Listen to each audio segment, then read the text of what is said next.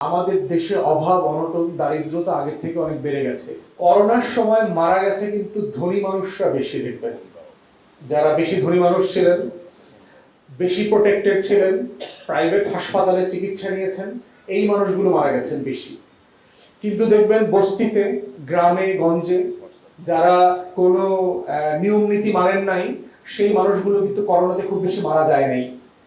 এইবারে দেখেন, আপনি প্রত্যেকটা মায়ের বাবার ছবি দেখেন, গ্রামীণ নিম্নবিত্ত পরিবারের সন্তান। ধনীর ছেলে মেয়েরা, অনেক ধনী মানুষ গুলশানে বনানীতে থাকেন, তাদের কোনো সন্তান কি হামে মারা গেছেন?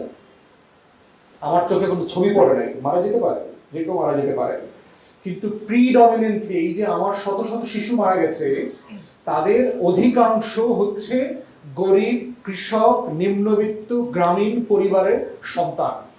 তাহলে এটা দিয়ে আসলে কি বোঝা যাচ্ছে? এটা দিয়ে বোঝা যাচ্ছে আমরা গত 17-18 বছর ধরে যে উন্নয়নের গল্প শুনেছি, এই উন্নয়নের গল্পটা একটা ফাঁকা বুলি ছিল। রিয়েলিটিতে আমাদের দেশে অভাব অনটন দারিদ্রতা আগের থেকে অনেক বেড়ে গেছে।